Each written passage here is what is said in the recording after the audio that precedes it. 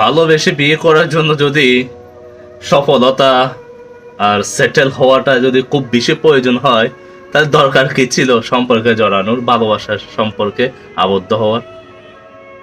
কি ছিল একে অপরের সাথে একাত্মায় মিশে যাওয়ার?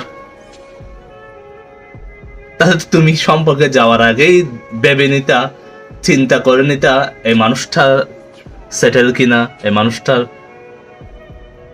অডাল টাকা আছে কিনা, বাড়ি গাড়ি আছে কিনা। যখন তুমি তাকে তোমার মায়ায় আসক্ত করে ফেললা, তখন তুমি বাহানা দেখালা ছেড়ে যাওয়ার জন্য। তুমি ওয়েল সেটেল না, টাকা পয়সা না তোমার, তোমার বাড়ি গাড়ি কোনো কিছু নাই। তুমি তাইলে সঙ্গ পাওয়ার জন্যই সম্পর্কে জড়াইছিল।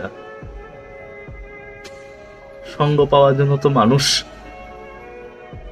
আরো কত কি আছে, দরকারটা কি? একটা অবুঝ মনকে এভাবে কাঁদিয়ে মিথ্যা অভিনয় করার?